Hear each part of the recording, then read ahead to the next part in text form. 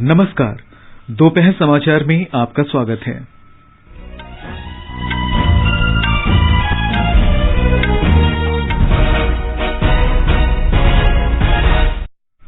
प्रधानमंत्री नरेंद्र मोदी कल उत्तराखंड में 17,500 करोड़ रुपए लागत की 23 परियोजनाओं का उद्घाटन करेंगे और आधारशिला रखेंगे।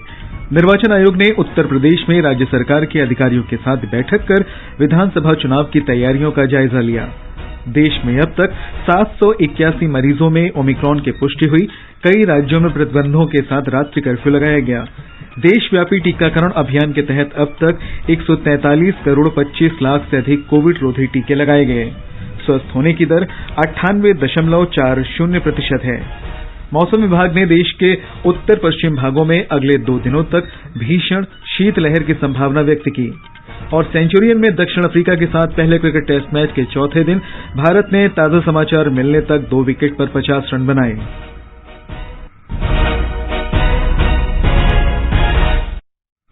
दोपहर समाचार में मनोज के साथ मैं निखिल कुमार। देश कोविड टीकाकरण अभियान के अंतर्गत 150 करोड़ टीके लगाने की दिशा में लगातार आगे बढ़ रहा है। कोरोना वायरस का नया वेरिएंट मिलने से चिंताएं बढ़ी हैं। आपसे हमारी अपील है कि यथाशीघ्र दोनों टीके लगवाएं और अन्य लोगों को भी प्रेरित करें। 3 सरल उपायों का पालन अवश्य करें। मास्क लगाएं, 2 गज की सुरक्षित दूरी बनाए रखें, हाथ और चेहरा साफ रखें।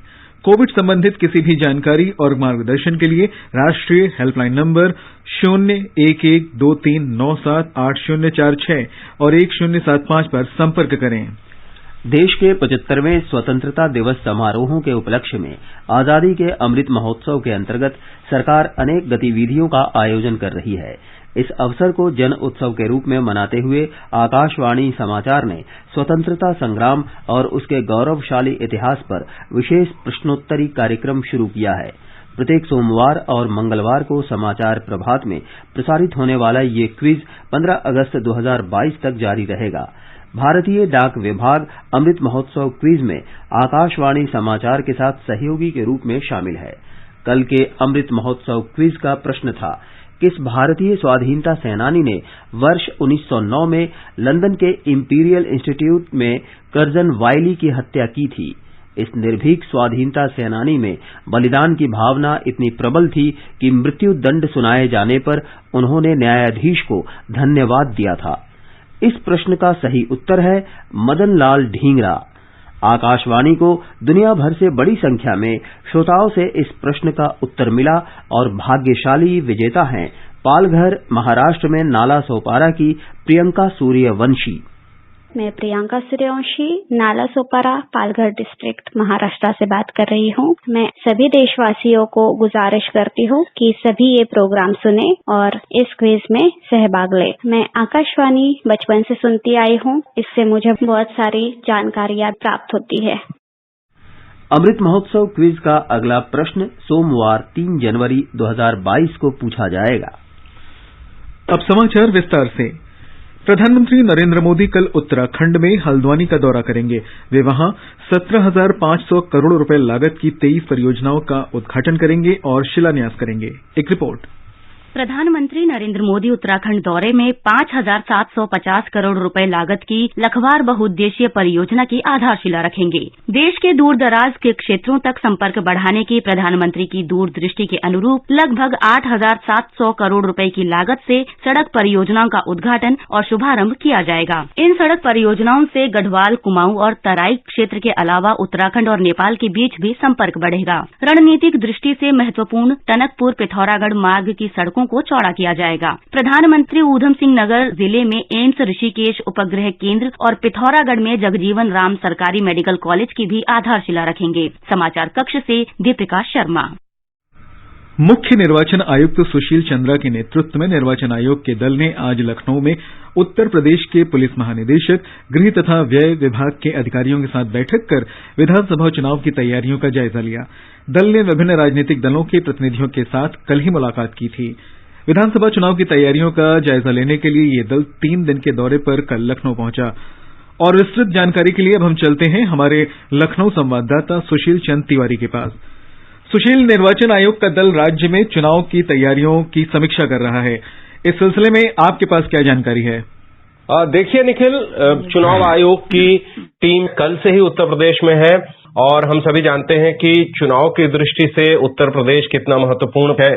कल से जो भी स्टॉक होल्डर्स हैं, जो भी इस प्रक्रिया में शामिल होने वाले लोग हैं, उनसे सभी पक्षों से लगातार बातचीत कर रही है चुनाव आयोग की टीम। कई राजनीतिक दलों के लोगों से हमारी बातचीत हुई तो उन्होंने कहा कि सबकी यही चिंता थी कि किस तरीके से ओमिक्रॉन के मामले लगातार देश भर में बढ़ रहे हैं, उत्तर प्रदेश में भी कोविड के मामले पिछले दिनों थोड़े से बढ़ते हुए देखे गए हैं। तो इन सब के मद्देनजर खास तौर पर सभी राजनीतिक दलों की चिंता थी कि रैलियों, सभाओं में किस तरीके से कोविड संबंधी दिशा निर्देशों को, गाइडलाइंस को लागू किया जाएगा, उनका कड़ाई से पालन हो सके। तो ये चिंता सबने जाहिर की थी। आज जो राज्य सरकार की मशीनरी है, हम पुलिस महानिदेशक हैं, मुख्य सचिव हैं और भी चुनाव से जुड़े हुए लोग शामिल हैं जो राज्य सरकार के, उनके साथ बातचीत हुई है और कल संभवतः सभी बातचीत से अपने नतीजों को, अपने सारे मामलों को, बातचीत के बाद क्या नतीजा निकला, किस प्रकार का चुनाव आयोग का मत है, इन सब के बारे में वो पत्रकारों से भी बात करेंगे।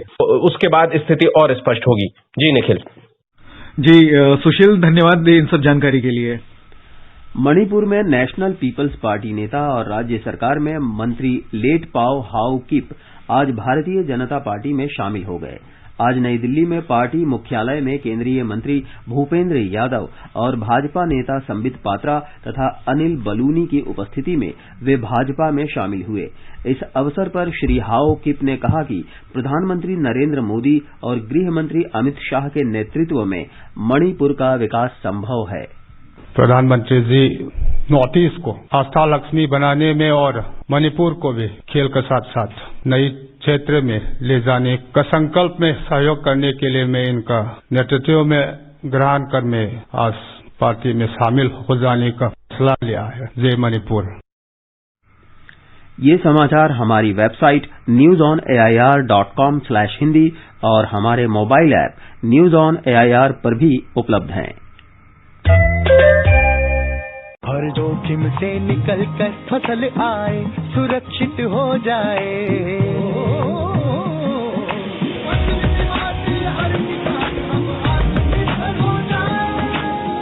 संकट के समय प्रधानमंत्री फसल बीमा योजना किसानों के लिए वरदान है। अब सूखा पड़े या बाढ़ आ जाए कोई डर नहीं, अब ओले पड़े या कीट पतंगे फसल खा जाए कोई फिक्र नहीं, क्योंकि हमने लिया है प्रधानमंत्री फसल बीमा। बुआई से फसल कटाई तक हर जोखिम का दावा, न्यूनतम प्रीमियम पर अधिकतम भुगतान का वादा। योजना से हर साल जुड़ रहे हैं 5 करोड़ से ज्यादा किसान। अब आपकी है बारी। नजदीकी कृषि कार्यालय, सहकारी समिति, बैंक शाखा, अधिकृत बीमा कंपनी या जन सेवा केंद्र में स्वेच्छा से करा सकते हैं पंजीकरण। फसल बीमा पोर्टल या फसल बीमा ऐप द्वारा भी कराया जा सकता है पंजीकरण। प्रधानमंत्री फसल बीमा योजना, आपकी फसलों का संपूर्ण सुरक्षा कवच। कृषि एवं किसान कल्याण मंत्रालय, भारत सरकार। सबका साथ, सबका विकास, सबका विश्वास, सबका प्रयास। सबके प्रयास से हो रहा है राष्ट्र निर्माण, जिसमें इनकम टैक्स है आपका योगदान। और जब ई फाइलिंग से हुआ है इनकम टैक्स रिटर्न भरना इतना आसान, तो फिर देर क्यों करें? 31 दिसंबर 2021 या उससे पहले www.incometax.gov.in पर अपनी इनकम टैक्स रिटर्न को ई फाइल करना ना भूलें। समय से इनकम टैक्स रिटर्न भरने पर रिफंड्स भी जल्दी आ जाते हैं। लॉसेस को कैरी फॉरवर्ड किया जा सकता है। लोन और वीजा एप्लीकेशन की प्रोसेसिंग में भी ITR सहायक है। नए ई फाइलिंग पोर्टल पर 3 करोड़ से भी अधिक इनकम टैक्स रिटर्न फाइल किए जा चुके हैं। तो फिर आप भी समय न गवाएं। आज ही अपने इनकम टैक्स रिटर्न को ई फाइल करें। अधिक जानकारी और रिटर्न फाइल करने के लिए विजिट करें www.incometax.gov.in। दोपहर समाचार में आपका फिर स्वागत है। देश में अब तक 781 मरीजों में कोरोना के नए वेरिएंट ओमिक्रॉन के संक्रमण की पुष्टि हुई है। इनमें दिल्ली में 238, महाराष्ट्र में 167, गुजरात में 73 और केरल में 65 मरीज शामिल हैं। स्वास्थ्य मंत्रालय ने कहा कि ओमिक्रॉन संक्रमण से 241 मरीज ठीक हो चुके हैं। दिल्ली के स्वास्थ्य मंत्री सत्येंद्र जैन ने बताया है कि दिल्ली में अब तक ओमिक्रॉन के किसी भी मरीज को ऑक्सीजन की आवश्यकता नहीं पड़ी है। आज संवाददाताओं को संबोधित करते हुए श्री जैन ने कहा कि ओमिक्रॉन के अधिकतर मामलों का पता हवाई अड्डों पर चला है और अंतर्राष्ट्रीय उड़ानों के आने के कारण इनकी संख्या बढ़ी है। उन्होंने बताया कि विशेषज्ञों और डॉक्टरों के अनुसार कोविड-19 के डेल्टा वेरिएंट की तुलना में ओमिक्रॉन का प्रभाव कम है। श्री जैन ने कहा कि संक्रमित लोग ठीक हो रहे हैं। कई राज्यों में पिछले कुछ सप्ताह से कोविड और उसके नए वेरिएंट ओमिक्रॉन का संक्रमण बढ़ा है। राज्य सरकारों ने संक्रमण को फैलने से रोकने के लिए कई एहतियाती कदम उठाए हैं। दिल्ली सरकार ने राष्ट्रीय राजधानी क्षेत्र दिल्ली में graded response action plan grab के तहत येलो अलर्ट जारी करने के साथ ही रात 10 बजे से सुबह 5 बजे तक कर्फ्यू लगाया है। उत्तर प्रदेश, मध्य प्रदेश, हरियाणा, कर्नाटक, उत्तराखंड, केरल की सरकारों ने भी पूरे राज्य में रात्रि कर्फ्यू लगाने के आदेश जारी किए हैं। उत्तर प्रदेश के मुख्यमंत्री योगी आदित्यनाथ ने कुछ कड़े कदम उठाने के निर्देश जारी किए हैं। राज्य में 25 दिसंबर से रात 11 बजे से सुबह 5 बजे तक कर्फ्यू लागू है। असम में भी रात 11:30 बजे से सवेरे 6 बजे तक लोगों के आवागमन पर प्रतिबंध लगाया गया है। राष्ट्रीय राजधानी क्षेत्र दिल्ली में कोविड के बढ़ते मामलों के कारण school, college, cinema hall, gym, multiplex, banquet hall, auditorium और स्पोर्ट्स कॉम्प्लेक्स तत्काल प्रभाव से बंद कर दिए गए हैं। दिल्ली आपदा प्रबंधन प्राधिकरण के आदेश के अनुसार दिल्ली मेट्रो और बसें भी बैठने की 50% क्षमता से चलेंगी और इनमें खड़े होकर यात्रा नहीं की जा सकेगी। राजनीतिक, धार्मिक और त्योहारों के समारोह पर प्रतिबंध लगा दिया गया है। अंतिम संस्कार और विवाह कार्यक्रम में अधिकतम 20 लोग शामिल हो सकेंगे। बिहार में राज्य आपदा प्रबंधन ने कोविड संक्रमण के बढ़ते मामलों के मद्देनजर सभी पार्क और वन्य प्राणी उद्यानों को 31 दिसंबर से 2 जनवरी तक बंद रखने का फैसला किया है। पिछले 24 घंटे में 47 नए मरीजों के संक्रमण की पुष्टि होने के साथ ही राज्य में मरीजों की कुल संख्या 155 हो गई है। मुख्यमंत्री नीतीश कुमार ने कहा कि राज्य में कोविड महामारी की तीसरी लहर शुरू हो चुकी है और लोगों की सुरक्षा के लिए सभी आवश्यक प्रबंध किए जा रहे हैं। केंद्र शासित प्रदेश पुदुचेरी में ओमिक्रॉन के 2 मामले सामने आए हैं। केंद्र ने चुनाव ड्यूटी कर्मचारियों को अग्रिम पंक्ति के कार्यकर्ताओं की तरह एहतियाती डोज के लिए पात्र माने जाने संबंधी दिशा निर्देश जारी किया है। चिकित्साकर्मी, अग्रिम पंक्ति के स्वास्थ्यकर्मी तथा अन्य रोगों से पीड़ित वरिष्ठ नागरिक 10 जनवरी से एहतियाती डोज लगवा सकते हैं। इस बीच देश में राष्ट्रव्यापी टीकाकरण अभियान के तहत अब तक 143 करोड़ 25 लाख से अधिक कोविड टीके लगाए जा चुके हैं। इस समय लगभग 77,000 संक्रमित लोगों का उपचार चल रहा है। कल 7,347 लोगों में संक्रमण की पुष्टि हुई। इसी दौरान 7,300 लोगों के ठीक होने के साथ ही अब तक 3 करोड़ 42 लाख लोग स्वस्थ हो चुके हैं। स्वस्थ होने की राष्ट्रीय दर 98.40% है। आकाशवाणी समाचार सेवा प्रभाग के कोरोना जागरूकता श्रृंखला कार्यक्रम में मेदांता अस्पताल गुरुग्राम के डॉक्टर अरविंद कुमार ने बताया कि कोरोना का कोई भी वेरिएंट हो, इलाज वही रहेगा जो पिछले वर्ष था। ओमिक्रॉन का वेरिएंट हो या डेल्टा हो या कोई और हो, जो ट्रीटमेंट है वो वही रहता है जो हमने लास्ट ईयर भी पॉलिसी फॉलो की थी कि केसेस को माइल्ड, मॉडरेट, सीवियर 3 कैटेगरीज में डिवाइड किया जाता है। माइल्ड केसेस में यूजुअली फीवर होता है, उनको सिम्प्टोमेटिक ट्रीटमेंट दिया जाता है। अगर बहुत हाई फीवर है, सांस फूल रही है, खांसी परसिस्ट कर रही है, ऑक्सीजन लेवल्स लो हो रहे हैं या कोई गफलत जैसी स्थिति आ रही है, तो इन 4-5 वार्निंग सिग्नल्स के होने की सूरत में आपको अस्पताल में जाना है। अदरवाइज माइल्ड केसेस को होम आइसोलेशन में ट्रीट किया जाता है। कोरोना जागरूकता श्रृंखला के हमारे इस कार्यक्रम में आज रात 9:30 बजे सफदरजंग अस्पताल नई दिल्ली की डॉक्टर रूपाली मलिक श्रोताओं के प्रश्नों का उत्तर देंगी। ये कार्यक्रम हमारी वेबसाइट newsonair.com और YouTube channel news on AIR official पर भी उपलब्ध रहेगा। आगे बढ़ने से पहले मुख्य समाचारों पर एक नजर। प्रधानमंत्री नरेंद्र मोदी कल उत्तराखंड में 17,500 करोड़ रुपए लागत की 23 परियोजनाओं का उद्घाटन और आधारशिला रखेंगे। निर्वाचन आयोग ने उत्तर प्रदेश राज्य सरकार के अधिकारियों के साथ बैठक कर विधानसभा चुनाव की तैयारियों का जायजा लिया। देश में अब तक 781 मरीजों में ओमिक्रॉन की पुष्टि। कई राज्यों में प्रतिबंधों के साथ रात्रि कर्फ्यू लगाया गया। देशव्यापी टीकाकरण अभियान के तहत अब तक 143 करोड़ 25 लाख से अधिक कोविड रोधी टीके लगाए गए। स्वस्थ होने की दर 98.40% है।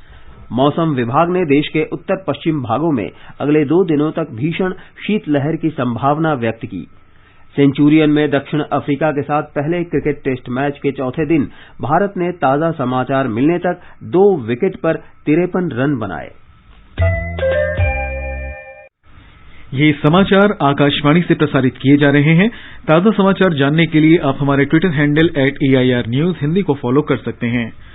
आजादी का अमृत महोत्सव के लिए सभी उपभोक्ताओं को शुभकामनाएं। हॉलमार्क सोने की शुद्धता सुनिश्चित करता है। हमेशा हॉलमार्क वाले सोने के आभूषण ही खरीदें। उपभोक्ता संबंधित किसी भी शिकायत के लिए कृपया राष्ट्रीय उपभोक्ता हेल्पलाइन के टोल फ्री नंबर 144004 पर संपर्क करें। उपभोक्ता मामले विभाग, भारत सरकार द्वारा जनहित में जारी। जागो ग्राहक जागो।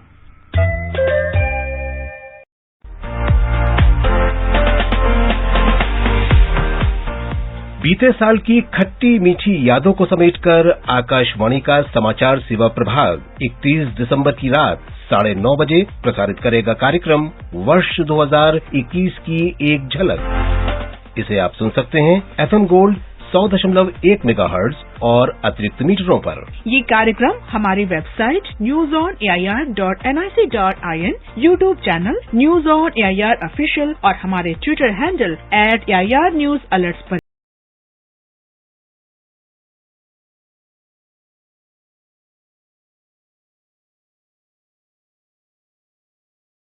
रंग बिरंगी की ऐसी खबरें जिन्होंने आपको गुदगुदाया, हंसाया और हैरान किया। साल भर की ऐसी खट्टी मीठी यादों को अपने पिटारे से निकालकर हम फिर लेकर आ रहे हैं आपके लिए। सुनिएगा जरूर 31 दिसंबर सुबह 7:30 बजे कार्यक्रम आज सवेरे में, और शाम 4:30 बजे कार्यक्रम परिक्रमा में दुनिया रंग बिरंगी एक झलक।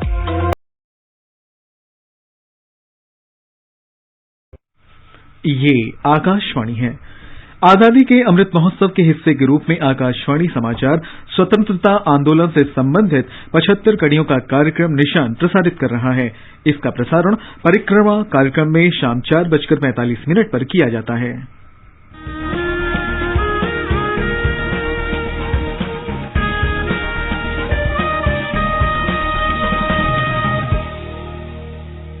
स्वाधीनता संग्राम के वे निशान जो साक्षी हैं हमारे सेनानियों के संघर्ष और बलिदान के। आकाशवाणी समाचार ला रहा है विशेष श्रृंखला निशान। हर बुधवार को शाम 4:45 पर कार्यक्रम परिक्रमा में FM गोल्ड 100.1 मेगाहर्ट्ज पर।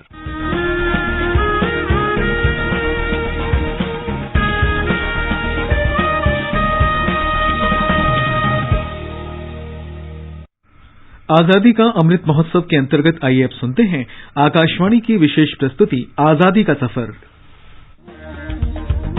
आजादी का अमृत महोत्सव।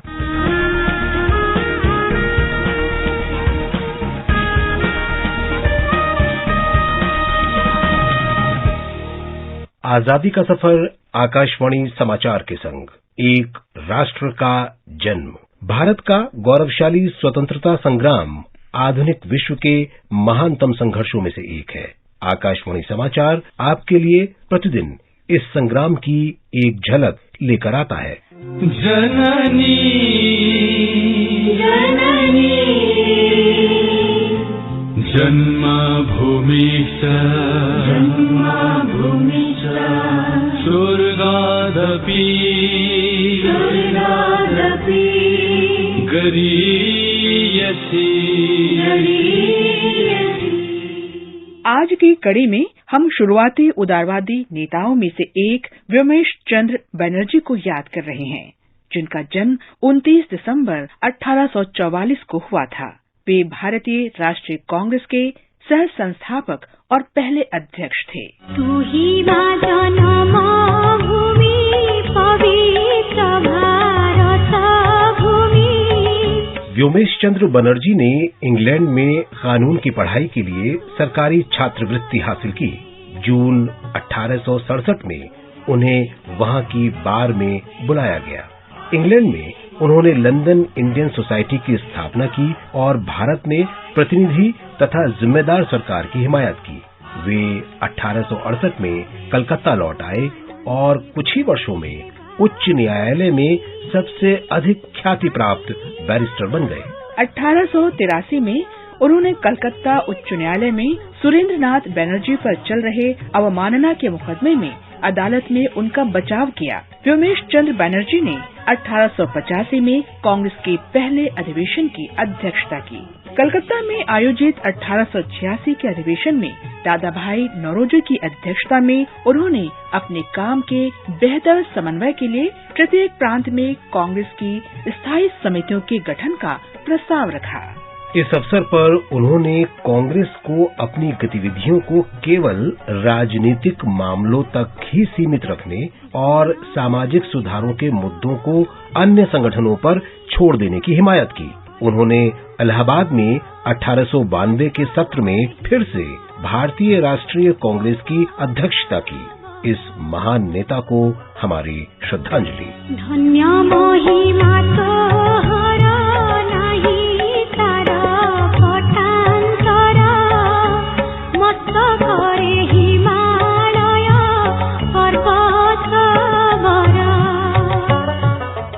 आज हम याद कर रहे हैं क्रांतिकारी स्वतंत्रता सेनानी भूपेंद्र कुमार दत्ता को, जिनकी आज पुण्यतिथि है। 1979 में आज ही के दिन उनका निधन हुआ था। एक प्रमुख जुगांतर नेता भूपेंद्र कुमार दत्ता ने दिसंबर 1917 में बिलासपुर जेल में 78 दिन तक भूख हड़ताल की थी। ये उस समय तक किसी भी देश में सबसे लंबी अवधि की भूख हड़ताल थी। दत्ता का जन्म 8 अक्टूबर 1892 को जैसोर के गांव ठाकुरपुर में हुआ था, जो अब बांग्लादेश में है। वे अनुशीलन समिति के विभाजन विरोधी आंदोलनों से प्रेरित हुए और संगठन में शामिल हो गए। सितंबर 1915 में बाघा जतिन की मृत्यु के बाद भारत में बड़े पैमाने पर दमन हुआ और स्वतंत्रता सेनानियों को जेलों में बंद कर दिया गया। भूपेंद्र कुमार दत्ता को 17 मई 1917 को गिरफ्तार कर लिया गया। जेल में जितेन लाहिड़ी और भूपेंद्र कुमार दत्ता ने बंदी प्रत्यक्षीकरण के बिना स्वतंत्रता सेनानियों को जेल भेजे जाने और उनके शारीरिक तथा मानसिक उत्पीड़न के खिलाफ विरोध प्रदर्शन किया। उन्होंने भूख हड़ताल के फैसले के बारे में 8 पन्नों की एक लंबी अपील प्रकाशित की, जिसे देश की कई महत्वपूर्ण हस्तियों को भेजा गया। भूपेंद्र कुमार दत्ता को बाद में बिलासपुर जेल भेज दिया गया, जहां उन्होंने 78 दिन तक भूख हड़ताल जारी रखी। 1920 में उन्हें रिहा कर दिया गया। भूपेंद्र कुमार दत्ता को 23 सितंबर 1923 को फिर से गिरफ्तार कर लिया गया और बर्मा के मांडले जेल भेज दिया गया। जल्द ही सुभाष चंद्र बोस को भी गिरफ्तार कर लिया गया। नेताजी ने भूपेंद्र को मेमोरीज ऑफ ए रिवॉल्यूशनिस्ट पुस्तक भेंट की, जिसे वे यूरोप की अपनी अंतिम यात्रा के दौरान छिपा कर लाए थे।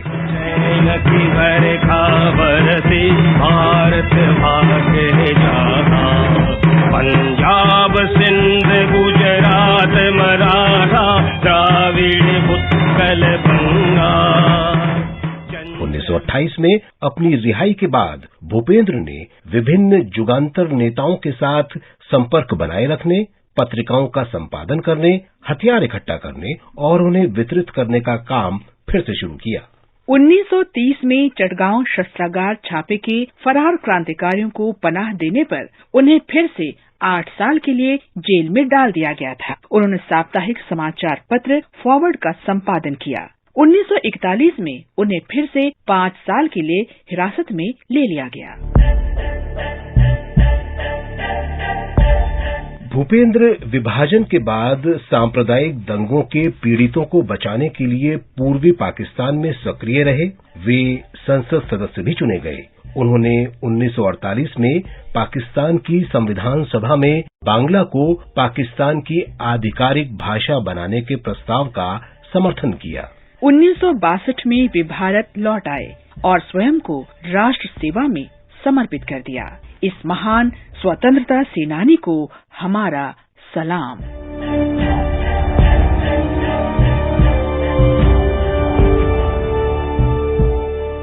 इसके साथ ही आजादी का सफर आकाशवाणी समाचार के संग श्रृंखला का ये अंक समाप्त हुआ। मिलते हैं कल अगली कड़ी में।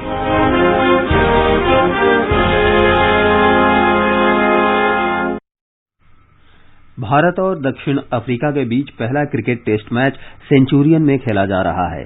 मैच के चौथे दिन आज भारत ने दूसरी पारी में ताजा समाचार मिलने तक 3 विकेट पर 54 रन बना लिए हैं। इससे पहले दक्षिण अफ्रीका की टीम पहली पारी में 197 रन बनाकर ऑल आउट हो गई। भारत को पहली पारी के आधार पर 130 रन की बढ़त मिली थी। आज का संस्कृति संदेश समर्पित है धारावाहिक रामायण के निर्माता रामानंद सागर को। लहरी कानों में पड़ते ही मन में टीवी धारावाहिक रामायण और इसके निर्माता रामानंद सागर का विचार आ जाता है।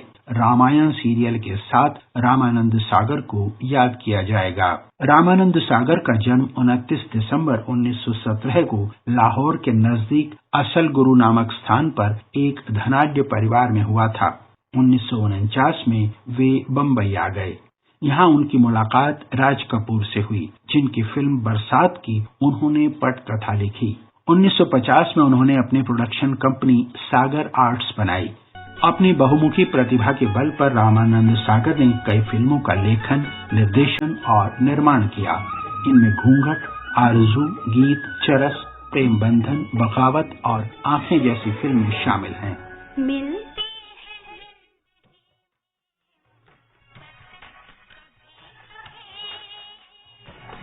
रामानंद सागर ने 1985 में छोटे पर्दे की दुनिया में कदम रखा। यहाँ दूरदर्शन पर प्रसारित रामायण जैसे धारावाहिकों ने उन्हें लोकप्रियता की बुलंदियों तक पहुँचा दिया। रामानंद सागर को 1960 में फिल्म पैगाम के लिए सर्वश्रेष्ठ संवाद लेखक का और 1969 में फिल्म आंखें के लिए सर्वश्रेष्ठ निर्देशक का फिल्म फेयर पुरस्कार प्रदान किया गया। लोकप्रिय धारावाहिक रामायण के लिए भारत सरकार ने सन 2000 में उन्हें पद्मश्री पुरस्कार से सम्मानित किया। रामानंद सागर 12 दिसंबर 2005 को स्वयं परम ज्योति। अब एक नजर आज के मौसम पर।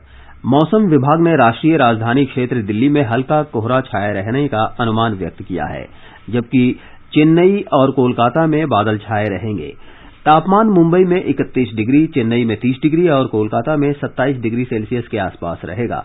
श्रीनगर में आसमान साफ रहेगा। लेह और जम्मू में कहीं कहीं बादल छाए रहेंगे। गिलगित और मुजफ्फराबाद में आसमान साफ रहेगा। मौसम विभाग ने उत्तर भारत के कुछ राज्यों में सप्ताह के अंत तक शीतलहर की स्थिति बने रहने की संभावना व्यक्त की है। कल तक उत्तर पश्चिम भारत के अधिकांश हिस्सों में न्यूनतम तापमान में 2 से 4 डिग्री सेल्सियस तक कमी आने की संभावना है। विभाग ने बताया है कि पश्चिमी विक्षोभ के कारण 5 और 6 जनवरी के आसपास दिल्ली में बारिश होने की संभावना है। आकाशवाणी का समाचार सेवा प्रभाग आज रात वर्षांत श्रृंखला के तहत अपने स्पॉटलाइट कार्यक्रम में केंद्रीय जनजातीय कार्य मंत्री अर्जुन मुंडा के साथ उनके मंत्रालय की उपलब्धियों और योजनाओं पर विशेष भेंटवार्ता प्रसारित करेगा।